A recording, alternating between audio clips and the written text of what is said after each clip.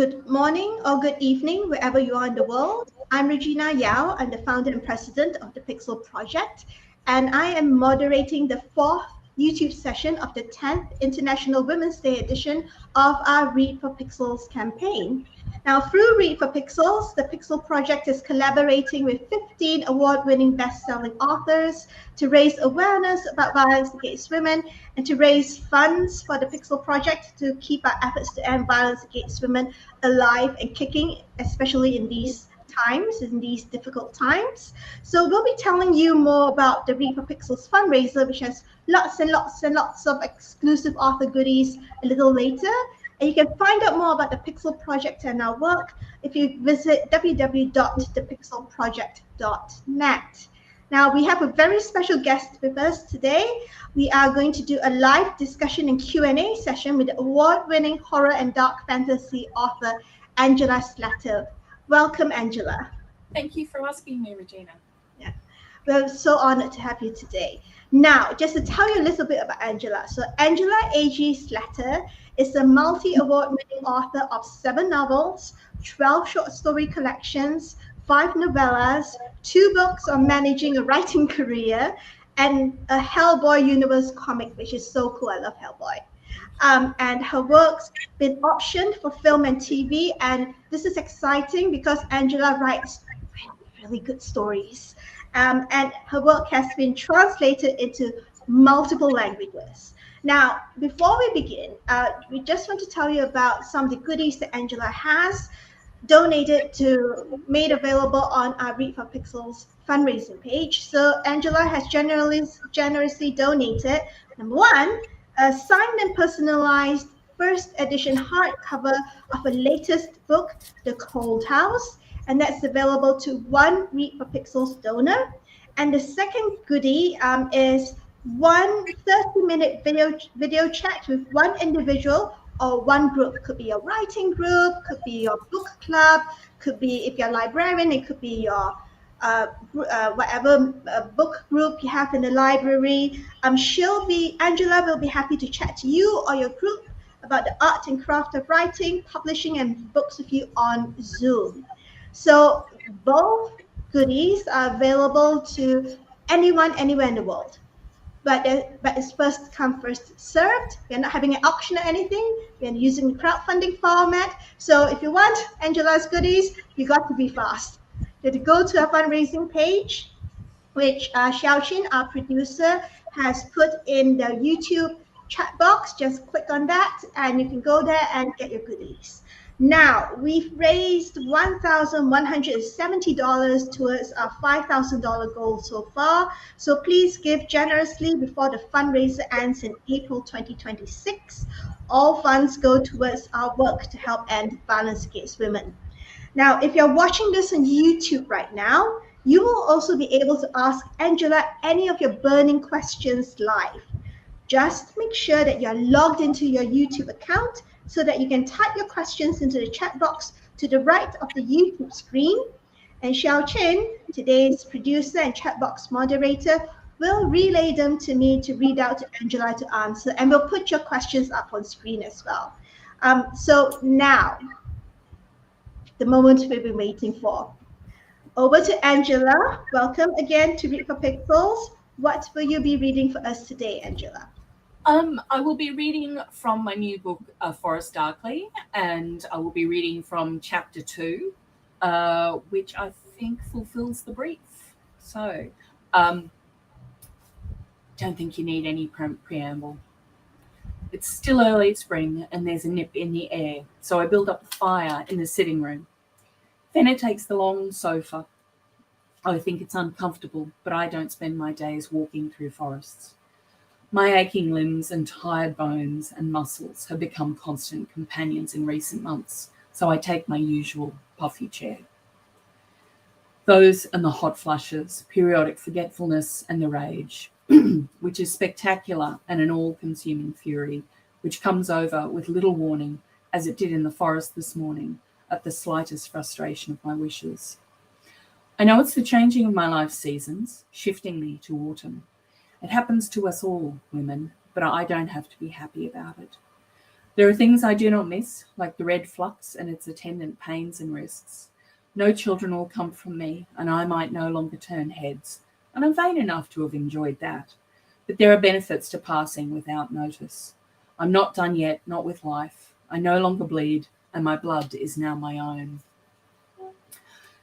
I read once of an old woman mourning the loss of her beauty, her youth. It was written by a man, no doubt, and he put words into her mouth and grief, and had her wail that she was a swan swallowed by a dragon, that the dragon of old age, with all its folds and scales and ruination, had devoured her loveliness, but the swan was trapped within.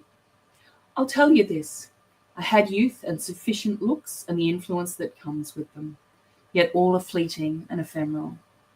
But the other thing, the power that lives inside, that can't be seen except by my actions and by my will. That power, it's eternal. That's the power of the dragon. And the dragon didn't swallow the swan, but rather came forth from it. It has a power that a swan could never wield, a fire that would singe feathers and roast tender meat. Some days I envy young women their looks and grace, but I have dragon fire, and no one can take that from me.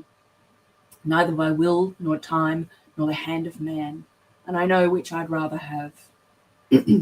What was that? Fenna says, looking up at me over the top of her warm mug. I hope I wasn't talking aloud. The habits of living alone sometimes become incompatible with company. Muttering, sorry, too long on my own. Must remember how to be a proper person. Were you ever that? She laughs. Probably not. She said, sometimes I feel that way, and I get so tired. How much longer do you think doing what you do? I've known Fenna for 20 years. She was the one who guided me here when I needed help, when I fled. She's a good decade older than me, at least. When I had to hide, I don't know the details, know all of them, nor should she, but she knows. She knows that I was on the run and that I couldn't risk being found. And even then, she was helping women like me. Will your apprentices continue when you're done? There's 2 or 3 I might rely on, she says. So few? Many have been lost, she sighs and continues. The women I help are dangerous or seen as such. They're pursued so viciously, and anyone aiding them is at risk. Yet no one's betrayed you, I ask. My girls, my apprentices, those who've been caught have taken their own lives rather than be dragged to the church prisons and tortured. She grins, and they've taken as many godhounds with them as they can. I hear in the aftermath what happens, whether it be fire or flood or a concealed knife. Somehow, I always hear what happens. She closes her eyes briefly, and I'm not the only one. There are others who walk the paths and gather our lost girls. Raya, the girl she brought this afternoon, went straight to bed after dinner, sulked her way to the small attic room that's kept for guests and the occasional refugee witch. She said barely a word to either of us, managed to mutter thank you when her dinner was served, but not much more than that. I clear my throat, eyes lifting skyward. So what more do you know about this one? I ask Fenna. A flammable suitor, you said. Insistent and very flammable. All I know is that her father made the match and the girl was not amenable. And the suitor thought to convince her otherwise. To ruin her for everyone else, you mean? She nods. Her mother knew about the girl's talents, also knew enough to be able to contact a visiting sister. They got her out of the city and onward. Fenna shakes her head. She's not said much, but I fear the father would have handed her over to the church just to save his own hide and reputation. The visiting sisters are so called. For what man takes an interest in a woman's relatives unless they're there to cook or clean or bed him? Thus they pass beneath notice, dismissed as easily as women's words are, as gossip. Unofficial, whispered, a thread and a lifeline, for a long time unsuspected, until recent years. Fenna continues. She passed through more than 24 hands, an atlas worth of towns and even more villages, walked through forests untrammeled, along rivers to break the scent when they come with dogs. And the spells were laid in her path to send any pursuers astray. That was all before she even came to me, so the trail's as broken as it can be. I shake my head, a little morose. You can't vouch for the quality of those spells or the ones casting them. Mayrab, she says, if you doubt everything and everyone, you'd never help anyone. You may as well lie down and give up the ghost. We're all just waiting for death. Gods, you're cheery, she says. What happened? I pause, poking at the tender spot inside me, the prideful part. In the woods today, I chased a hare, deeper than I've ever been.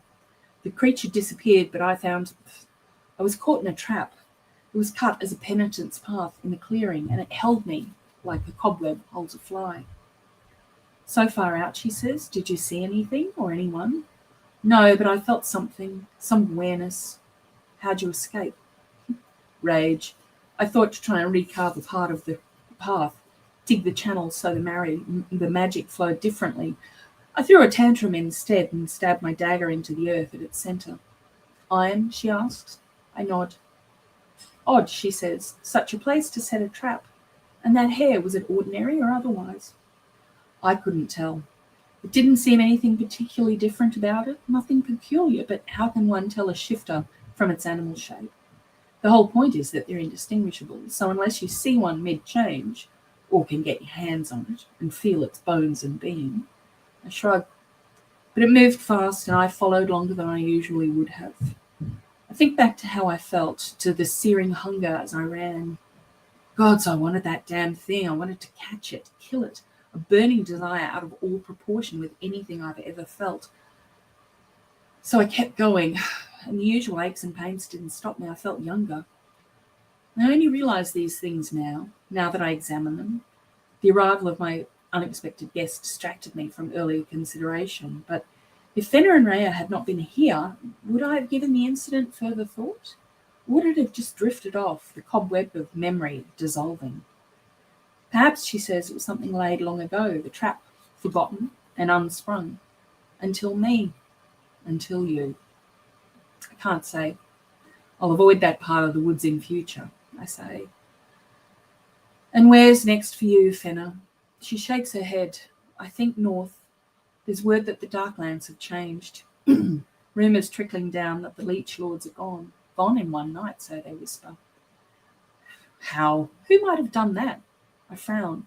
It seems unlikely, too great a thing to have happened, quickly or otherwise. She said, I know, hence my going north. I'll see the Briar Witches in Silverton first. Maybe they know something. I nod.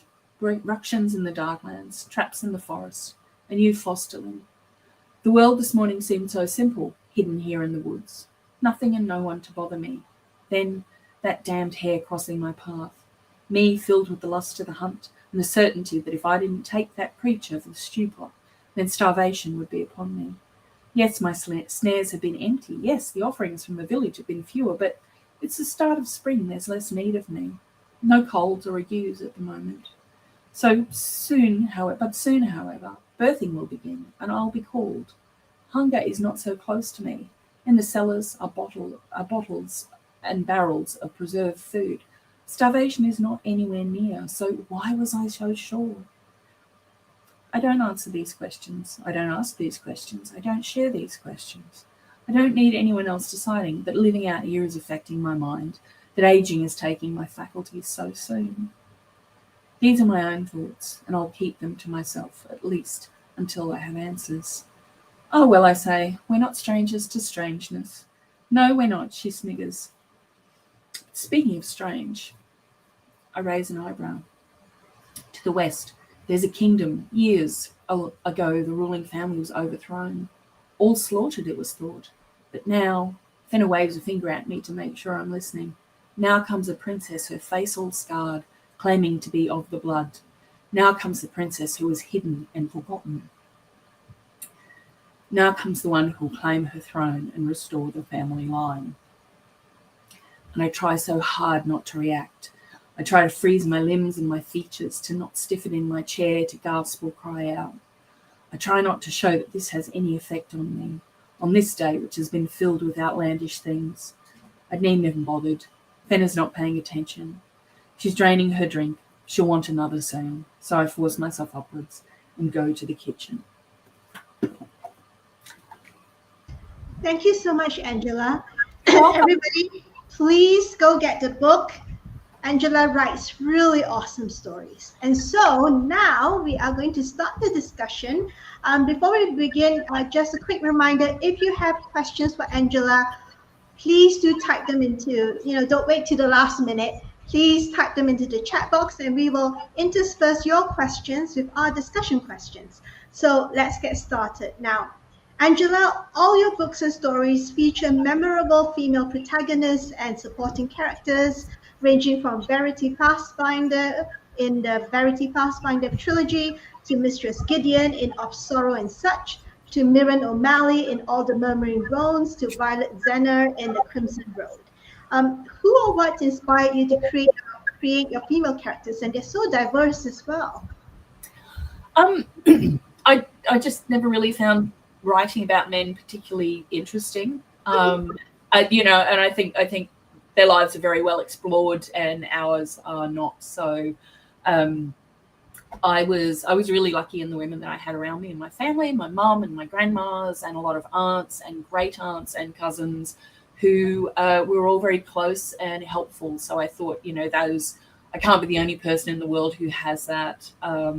So I liked recreating those kind of relationships and support networks on the page, especially when so often women are depicted as on their own. That there can only be one girl in a movie. There can only be one interesting female as, a romantic lead. She doesn't necessarily get to be the main character or the protagonist.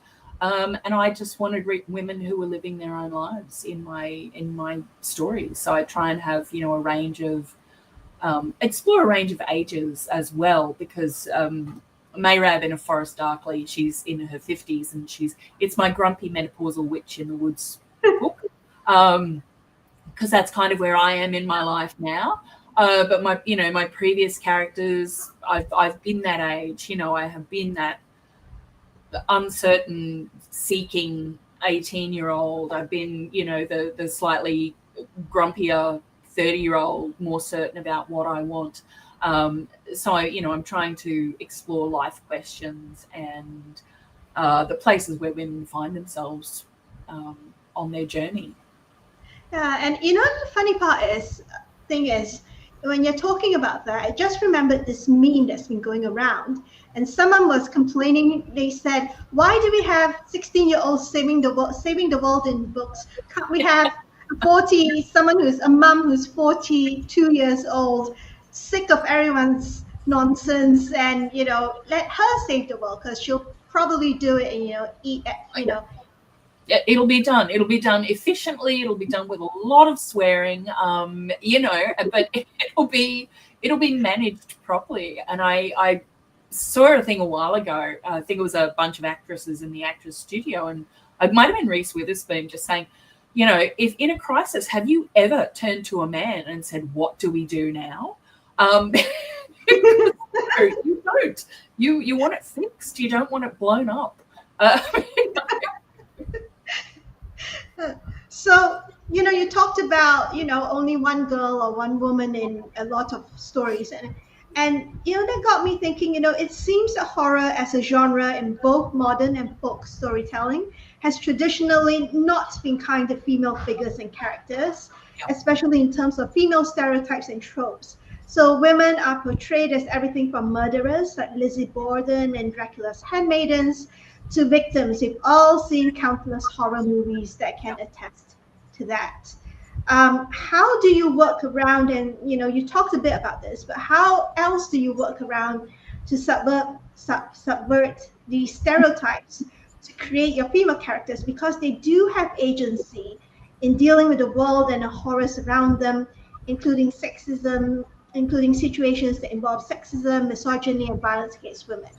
So you do that. I think the first thing is make sure they don't scream, because everyone's always, oh, the woman's scared, she automatically screams, kind of thing. I would like I would like to write characters who don't scream, who are a bit more practical. And the whole thing with the gothic heroine is that they, the old stories depend very much on the trope of curiosity kills the cat, and the woman goes and opens doors that she shouldn't, and finds out things she shouldn't, and that puts her in danger, and it might kill her, and hopefully she'll get rescued by a big strong man or something. I think that for me and for my characters, the whole point is that knowledge is power, and you need knowledge in order to survive in a lot of these situations. Because if you don't know what you're fighting against, you don't know how to fight. You don't know what weapons to use. So I try and make sure that my characters have a really strong curiosity and a knowledge that they just have to do this thing and they have to find these details out.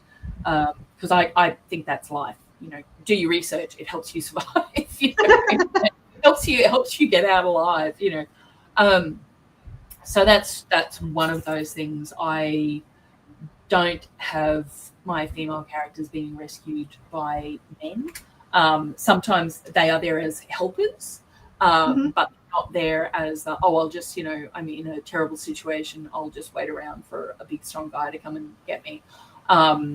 These women, drag themselves, live alive out of terrible situations and nightmares on their own, because they know they can't rely on anybody, and it's just that determination to have a better life, and also a knowledge that no one's got a right to beat you up or to steal from you or to take your peace of mind. So I think it's very much that idea of enforcing your own boundaries, and that's what I'm always looking for.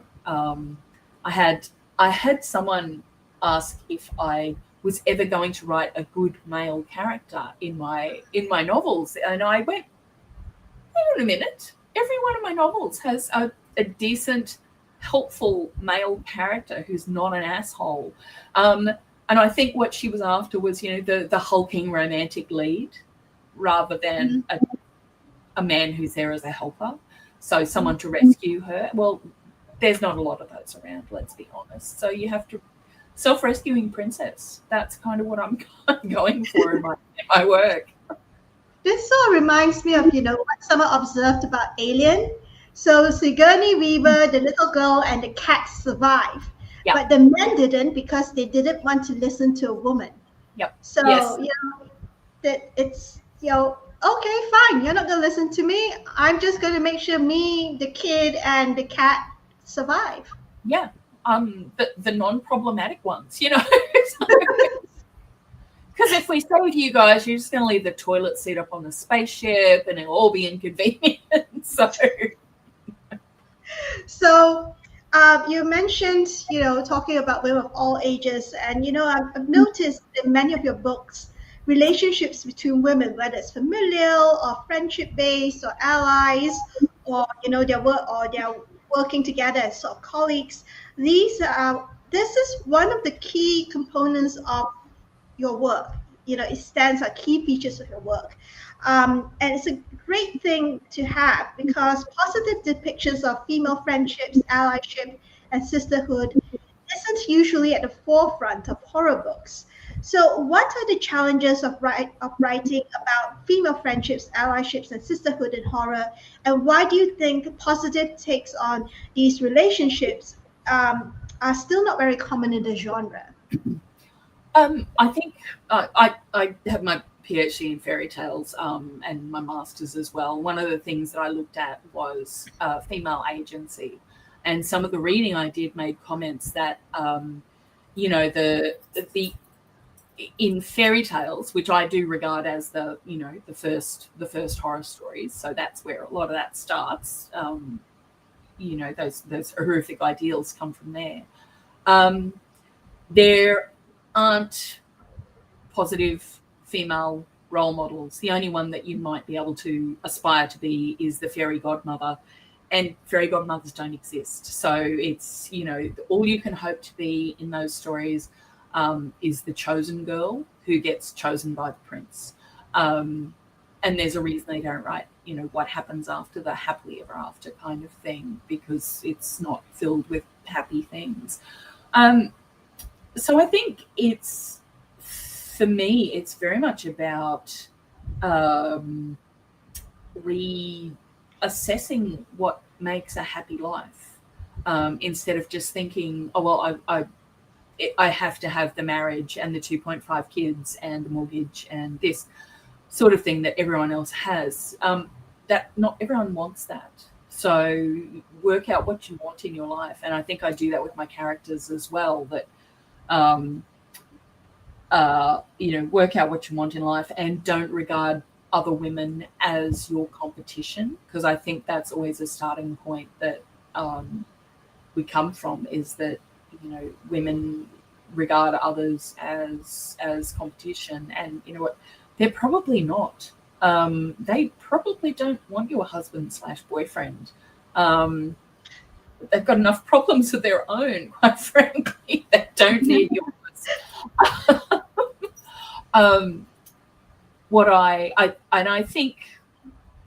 I think that the big thing is having women who talk to each other, and not in the sense of about the everyday things, but in the sense of they don't keep secrets anymore, because a lot of men got away with a lot of bad behavior for a very long time because women were ashamed of what was happening in their homes. So they didn't ask for help. They didn't tell anyone what was happening. And I think that we just have to talk about it, and break that silence. And that's what I'm trying to do with these books. It's one of the things, particularly with the Cold House, is that the helpful people that the main character Everly finds are women in this village that she goes to, which doesn't mean that there aren't female villains. There certainly are, but they're acting in particular ways that are not healthy for anybody. So I think you just need to try and find a balance there. Yeah. So your female characters are tough and resilient and compelling in their own ways, because they do face difficult situations and problems and challenges. And a lot of times when I read your female characters, I sort of imagine a metaphorical, I'm going to roll up my sleeves, rolling up your sleeves, and let's sort this out, sort of energy from them.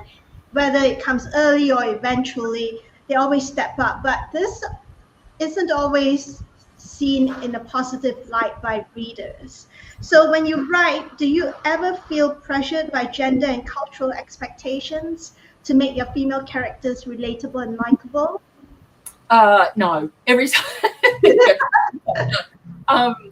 Because I think that whole thing about women being told to be likable, that's about control. That's about controlling your behavior.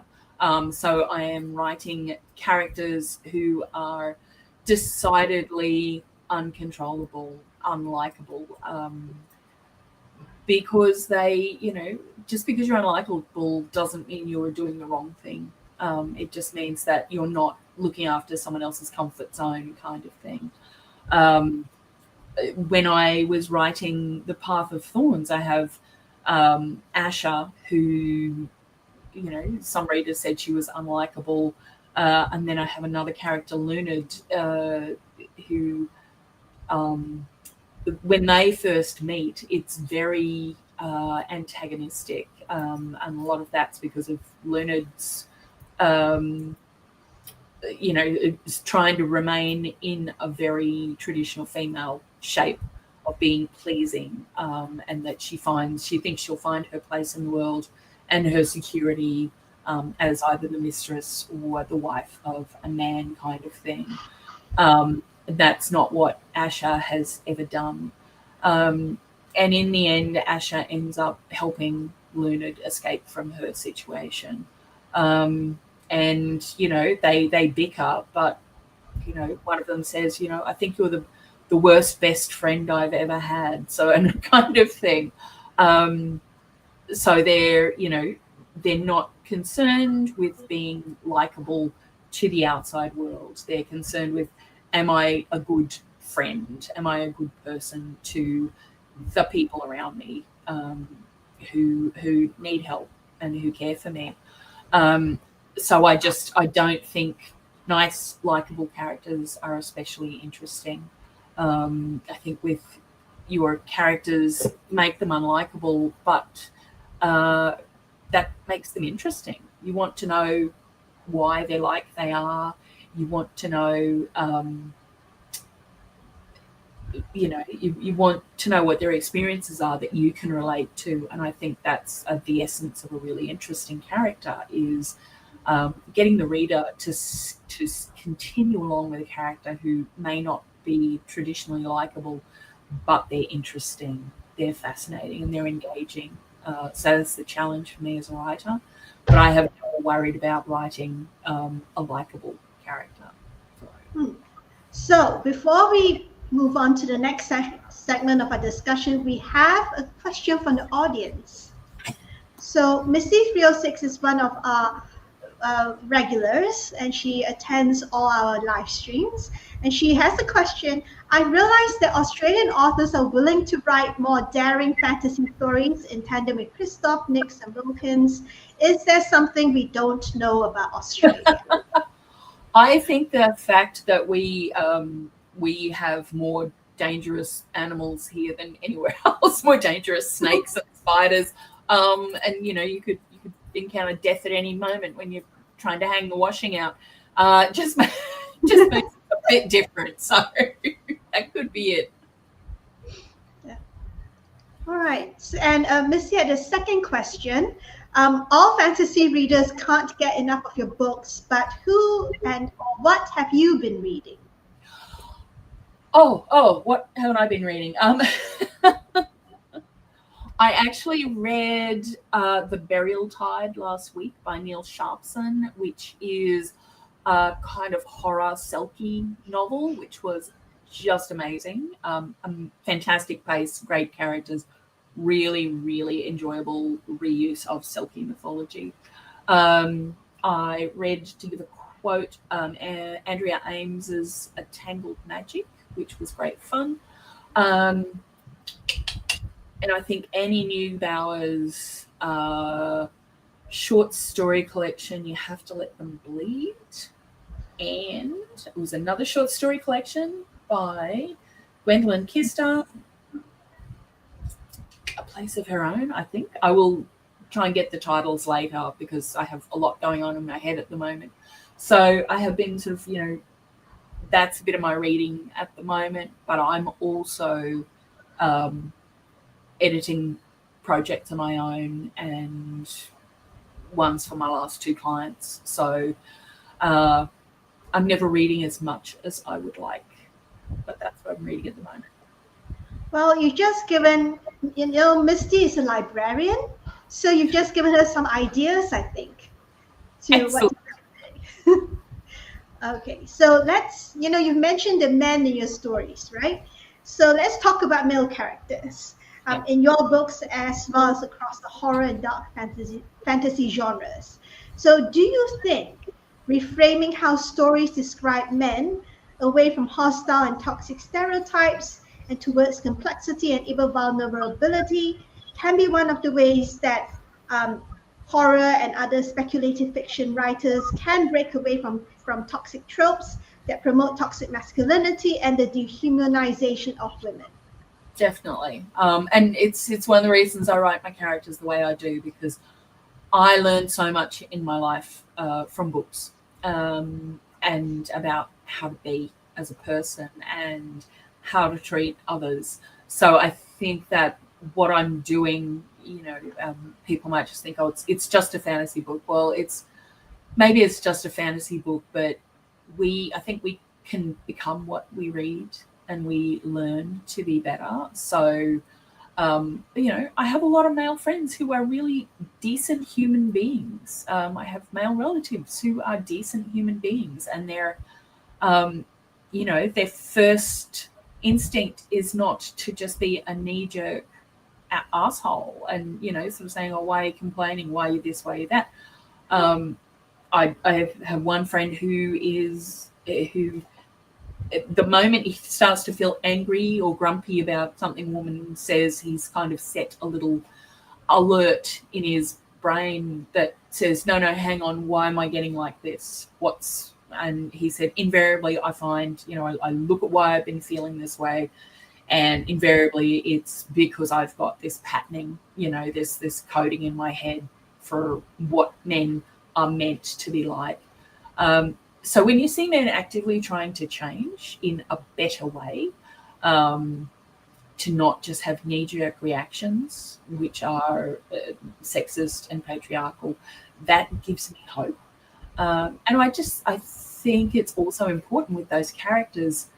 And I know, we have a lot of fantasy with two boys fighting over one girl, which causes me to roll my eyes. But again, it is fantasy. So it's real life. And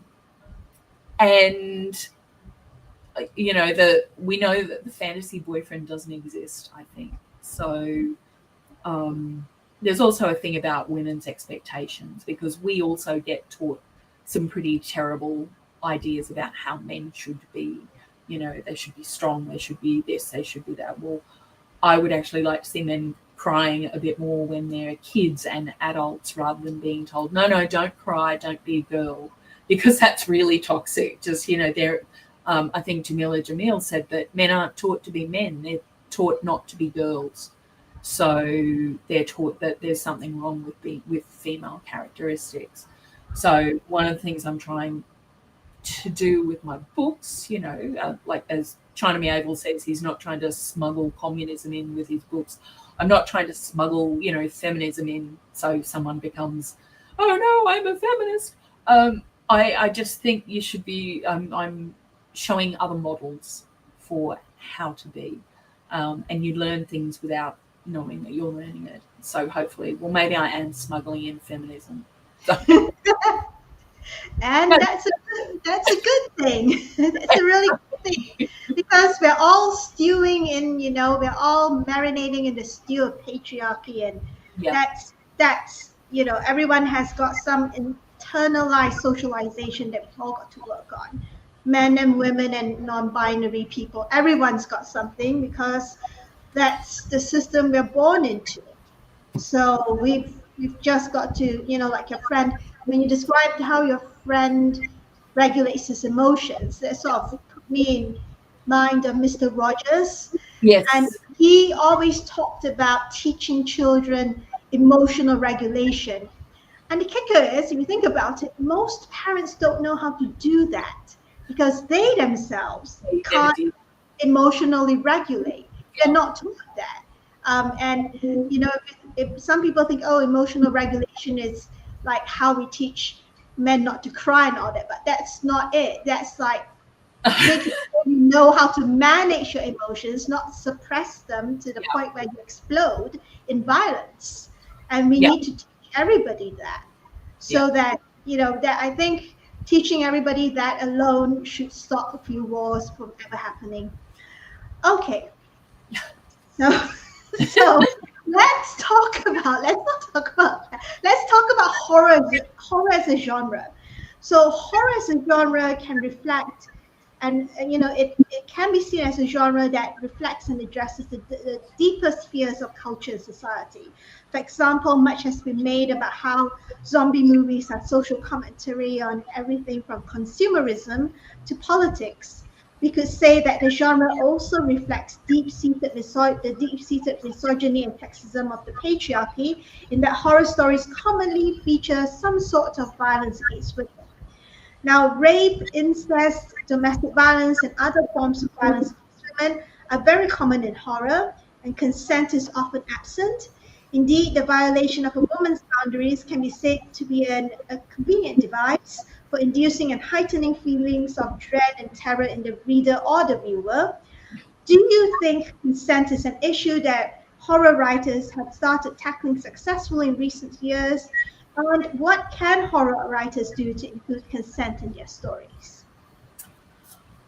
Oh gosh, that's a really big question. There's a reason I generally don't write rape scenes, because I think it's too easy to reach for, because if there's a female revenge story, it's generally because of sexual assault. It's not just, it's as though women can only react to that rather than someone generally ruining their life. So I think we need to look at the horror, other kinds of horror in women's lives, rather than just using the same shorthand, which I think is because it's the worst thing men can imagine happening to them. And I think we also see it so much on TV that it's become almost like it's expected. This is what's going to happen. It's inevitable.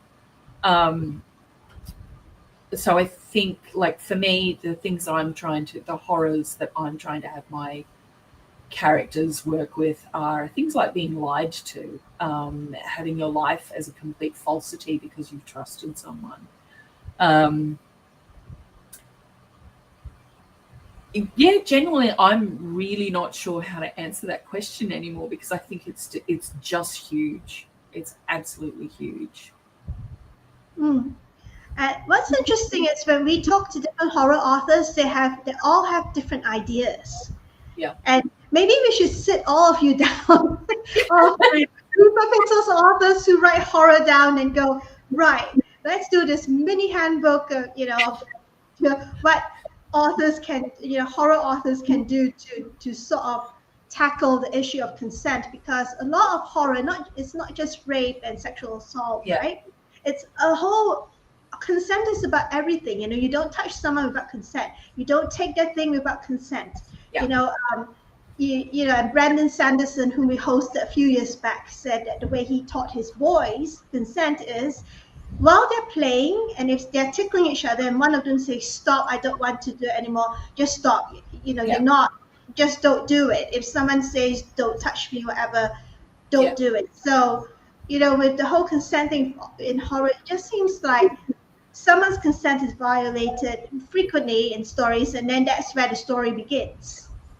Yeah, I think so. And just, the disrespect of boundaries is where a lot of that starts on every level. And whether it's violent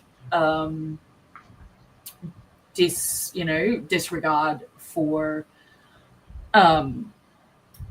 consent, or something like coercive control, which is another way of getting people to do what you want.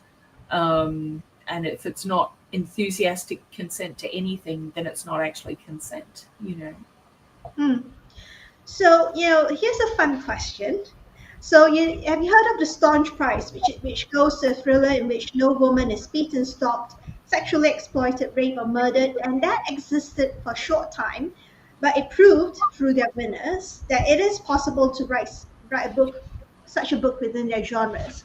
Do you think such a prize might work for the horror genre? And if it is possible to write horror without violence against women? I think it is, because there's it's very low hanging fruit if your horror depends purely upon violence. If the stories, ghost stories generally don't. I'm thinking of the M.R. James. There's plenty of horror there that is psychological. Doesn't involve the physical aspect or a violation of boundaries or bodies or anything like that. And I think it's a challenge. So I think that would be a great idea. What else do we find frightening? Don't just reach for the bottom drawer kind of idea that anyone can access. It's one of the reasons I wrote The Cold House was because there's always this trope of male writers behaving badly, going to an isolated house, continuing to behave badly. They're learning, and and they do eventually get their comeuppance, but there's a lot of damage left in in their wake. So I kind of wanted to write a different writer, so it was a female writer. And while there is some violence in there, it's more about lying to someone and disrespecting like their physical boundaries and their boundaries of what they do and don't want to do, which aren't sexual in this case. So it was an actual concerted attempt to avoid those sorts of stereotypes. So I mean, it is, I think in a way it's more difficult to write a really good ghost story. And one of the things, I'm just going to mention this, that one of the films that I felt did that very well was The Others. Yes. Yeah. With Nicole Kidman, another Aussie, with Nicole Kidman in the lead. And that was, I think, 20 or more years ago, but it's still very creepy now. It's still very atmospheric. And there's no violence against women. You see the psychological dread building up. Yeah. And it's it's a bit like Shirley Jackson's The House on Haunted Hill. Thank you. That's the one. Again, because you never see the monsters. They're always present. There's that scene in Haunting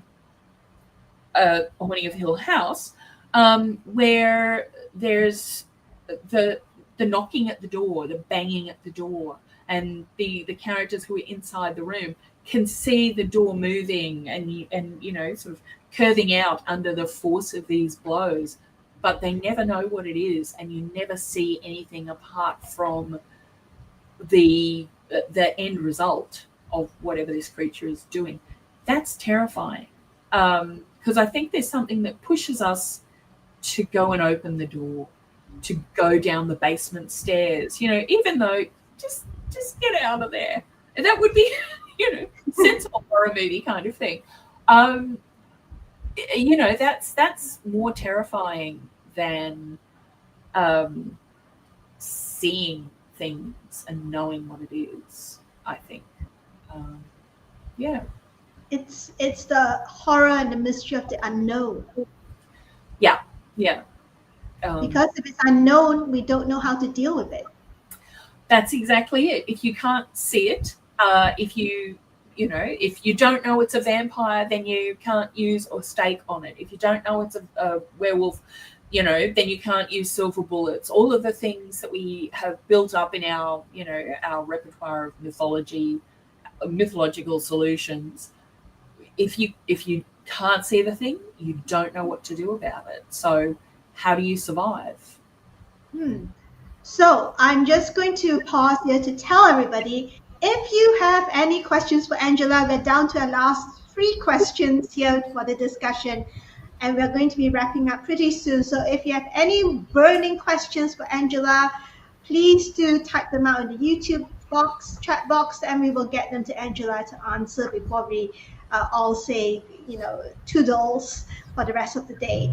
Now, stories are one of the most powerful ways of bringing about cultural change. So let's talk about writing horror stories within the context of violence against women.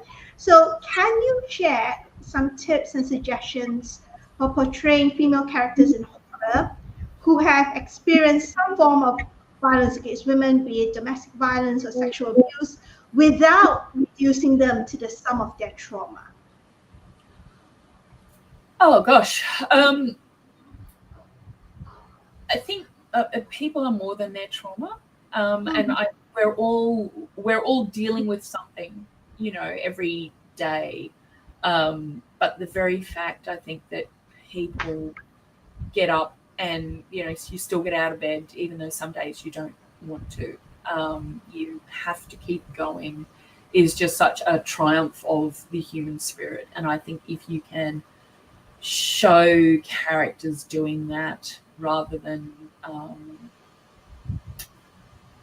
being destroyed by what's done to them, by which I don't, there is no diminishment of the horror of what is done to women subject to violence. But, don't let the bastards destroy you, essentially. Don't let them win. Get up and keep going. So I think there's a lot to be done as a writer in researching trauma responses and writing characters who are true. Everyone's trauma is different. And so not just writing stereotypes. I think that is the biggest thing you can do. And in your work, showing pathways out and ways of, finding help, ways of being helpful to people who are in terrible situations, not turning your back. I think that's probably the extent of what you can do usefully. Yeah. So we come to our last two questions. So you've been so very incredibly supportive of our Read for Pixels campaign and our anti-violence against women work as a whole. So number one is, the first question is a Captain Obvious question, but we do ask it. So why do you support the cause to end violence against women? We are half the world's population. We deserve to be treated decently. I saw a thing the other day saying, half the world is women and the other half is their children. So without us, there's no them. So I just think, we do so much invisible, unpaid labor. We are patient. We are, unpaid psychologists, and people think that, we're obliged to be kind to them. We're not. I think the fact that we want equality rather than revenge should be noted. And I would like my nieces and my great nieces to grow up in a world where their husband doesn't think they own them. I think that would be great. I remember a friend telling me that, she'd been working with a storytelling program in Tasmania, and one of the older women said to one of the young women with tears in her eyes, "I'm so sorry, I thought it would be better now." We have to make it better. We have to make it better for the younger women in our lives, for the older women in our lives, to live without fear. So that's why I support this project. We have to make it better. And finally, in your opinion, how can authors like yourself best support efforts to kick off social change to end violence against women? I think write good books, write books with better messaging in them. Don't take the lazy way of just, making stereotypical female characters who are, either victims or femme fatales who are also evil. Try and write rounded characters. And also with your male characters, write better male characters, who take the time to consider their own actions and their own, to regulate their own emotions. I mean, you always need a villain, so there's always going to be some asshole there, but just characters who might suggest to male readers and female readers that, this is another option. So, the dark brooding, I have to keep saying to people, Mr. Rochester and Heathcliff are not good boyfriends. They're not good husband material. Do not think that this is a really good option. Want better for yourself. So I think that's basically what I can do, and do things like this whenever I can. So yeah. Thank you so much, Angela. I'm going to put myself back on screen. Hi, everybody. I am that disembodied voice that has been talking to Angela. So As mentioned earlier, Angela has generously donated some exclusive goodies to the stash of author treats that we have up as thank you perks for donors on our Read for Pixels Rally Up fundraising page. So the first one is one signed and personalized first edition hardcover of her latest book, The Cold House. Now, Angela is happy to send this to a generous donor anywhere in the world. And Angela's from Australia, so that's huge. The book is going to, unless you live in Australia or New Zealand, that book's going to cross thousands of miles to reach you. Yes. Yeah. And also the second one is a great one. Angela, if you love this discussion, you can do more, because Angela has also made one 30-minute video chat with one individual or one group. Could be your book group, your reading club. If you're a librarian, it could be a reading group in the library that you work as. She will be happy to chat to you or your group about the art and craft of writing, publishing, and books with you on Zoom. And I'm pretty sure Angela should be happy to talk about horror as well. If you have a group that's all about horror, Angela would chat to you about horror till the cows come home. Well, in 30 minutes. So that's also open to anyone, anywhere in the world. There's only one of that. The only caveat is, I mentioned that we all know Angela's in Australia, so setting a time for that would be looking up the time zone differences and making sure everyone's in a time where everyone's awake to do this. There are also plenty more goodies available from authors and publishers, including Charlene Harris, Carrie Vaughan, Juliette Wade, Karen Auden, Kelsia Yu, Christy Park-Kalski, Elle Penelope, Laurie R. King, Liba Bray, Premi Muhammad, Reese Bowen, and Subterranean Press. So if you perk up at the mention of Subterranean Press, everybody, they have a couple of out-of-print books written by female authors that they have very kindly made available for anyone who's looking to boost their collection. And if it's one of it's by Jacqueline Carey, Kushiel's Avatar, and the other one is a book by Nettle and Bone by T. Kingfisher, also an excellent horror author, T. Kingfisher. If you like Angela's work, I think you'll like T. Kingfisher's work. And that book is made from handmade paper. So, yes. So new goodies will be released every week throughout March on Thursdays and Fridays. And right now we've raised $1,170 so far towards our $5,000 goal. That's 23%. We're hoping to make it to 40 or 50% this weekend. So please do give generously before the fundraiser ends in April 2026, or before Sunday if you prefer, to help us get to the next milestone. And all donations go straight to our campaigns and our initiatives and our programs, because the Pixel Project is 100% staffed by volunteers. We're all volunteers, so everything actually goes straight to the work that's being done. And I'm going to share this on screen so that you know where to go to get goodies. Hang on.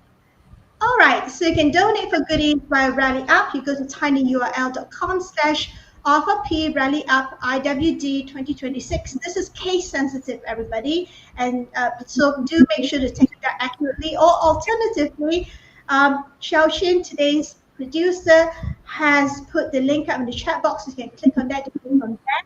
You can also find out more about the Read for Pixels campaign by going to bit.ly/readforpixels. Again, this is case sensitive. So also, we would like to let everyone know, if you don't know already, that the Pixel Project has done a collaboration with Black Spot Books, and on a poetry collection called Under Her Eye, which is available in print and ebook from Amazon, IndieBound, Barnes & Noble, and other major booksellers worldwide. This is a collection of poems by 112 or 13 poets who are female and non-binary poets from across the world. So they have put in their time and donated their creative energy to compose poems about domestic violence and violence against women. And this is really helpful if you want to talk about the issue with your community, your students, your family, your colleagues. This is a helpful way to do it because it is a hard subject. So if you have a book and you go, hey, check out this book and look, this poem is really great. That's a great way of getting the ice broken because like Angela said earlier, we have to break the silence. Yeah. So, the proceeds are going to our work, but it also gives you a tool to talk about a sort of soft entry to talking about the issue of violence against women. And for more information, please do visit vesuvianmedia.com/under-her-I. And finally, today's PSA, if you want to learn more about violence against women and how to help victims worldwide, you can visit our website at www.thepixelproject.net. We have plenty of primers. We actually have short one-page primers on every single one. Nearly, we're still working on it. There's so many types. All the major types of violence against women. There are so many types that there's like more than 10 primers on that. And we also have checklists. We also have advice on what to do if you want to help a victim. You can go to our website to get all that for free. All the resources are there for free. Now, if you are a victim or survivor, or you know a victim or survivor who needs immediate help, for domestic violence and sexual assault helplines and resources in every UN recognized country and territory in the world. I believe there's about 202 countries and territories. Visit nomoredirectory.org. This is a website, a database created and maintained by the No More Foundation, the World Bank, and UN Women. You can just type in your country in the search box and it will pull up the list of national and even state or province level organizations such as helplines, shelters, people and organizations that give advice and counseling. You can pull all that out, there are all the contact details there, and you can choose the one that you need to contact to get help. Now I'm going to take this off screen. Right, now before we go, Angela, do you have anything coming up that you would love to announce to everybody? Any new books, any events? I will be at SwanCon in Perth at the end of May for a few days. I will have a collection coming out in June called the Sourdough Compendium, which if readers haven't been able to find copies of the separate collections, Sourdough, Bitterwood, and a Tallow Wife, Titan have reprinted it in a different order as a very chunky book. So people will be able to get that book now, all those stories, which have been out of print for a few years now. So if anyone's looking for new stories in the Sourdough universe to sort of support the novels, then that would be a great thing to get. Excellent. Oh, before we go, I have a burning question that I have to ask. Yes. I'm a bread maker.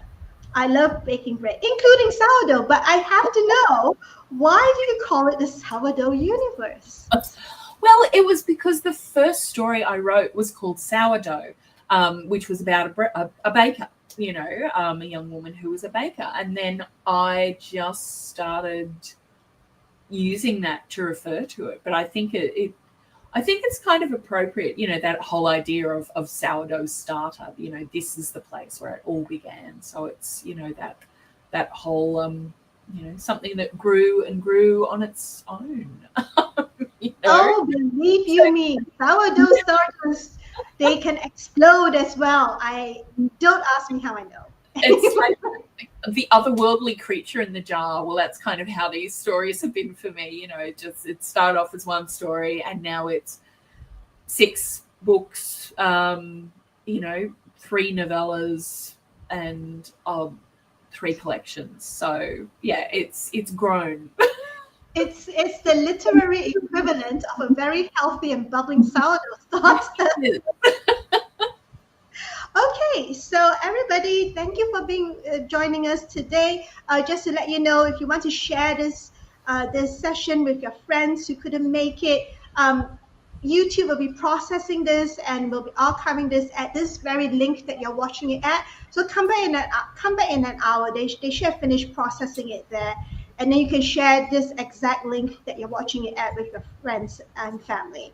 Okay, so it's Saturday, so well, it's Friday in the US if you're in the US. But anyway, happy weekend, everybody. Have a good day or good night wherever you are in the world. And thank you for joining us again today, Angela. Thank you, everyone.